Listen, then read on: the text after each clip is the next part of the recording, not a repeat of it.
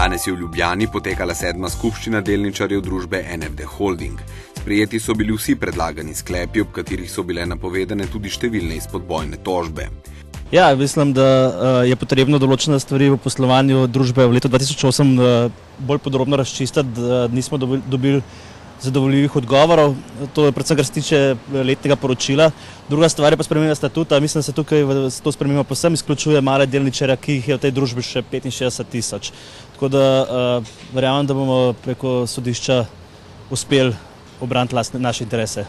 Za komentar smo povprašali tudi odvetnika Vladimirja Biliča, ki je številnimi predlogi in zahtevami zaznamoval današnjo sejo. Pravzaprav po izjavi predsednika uprave Staneta Valanta, da je to ena daljših skupščin, pravzaprav najdaljša skupščina v zgodovini NFD Holdinga.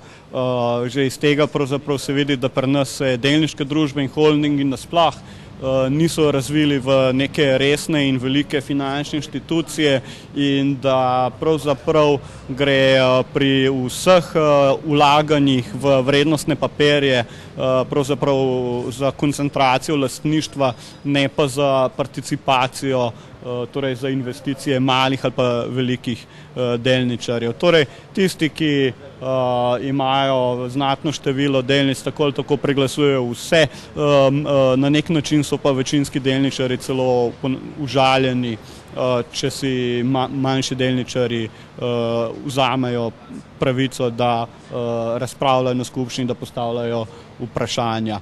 To ni tipično samo za NFD Holding, to bi rekel, da je zadnjih že 10 let kar splošen pojav vse po Sloveniji. Pa mali delničarji so ti zadovoljni s sprejetimi sklepi. Kar se tiče našega združenja, mi smo imeli namero podati tudi nasprotni predlog za posebno revizijo, vendar pa menimo, da je za to še dovolj časa.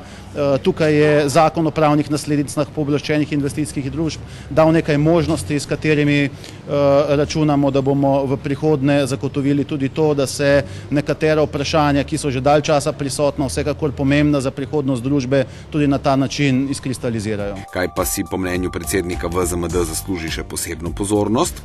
Bil je imenovan nov nadzorni svet, praktično z 3 člani, ki so bili tudi do sedaj v nadzornem svetu, pa so odstopili pred tem, še prej pa seveda sprejeli sklep, da predlagajo sebe zopet za nadzorni svet. Druga zadeva, kot vsekakor morda še pomembnejša kot nadzorni svet, pa so spremembe statuta, podaljšani so bili mandati uprave in nadzornemu svetu, hkrati pa je bila sprejeta odločitev o kapitalu odobrenem in sicer za kar dobrih 27 milijonov evrov za izključitvijo prednostne pravice in ob tem, da lahko gre tudi za stvarne vložke.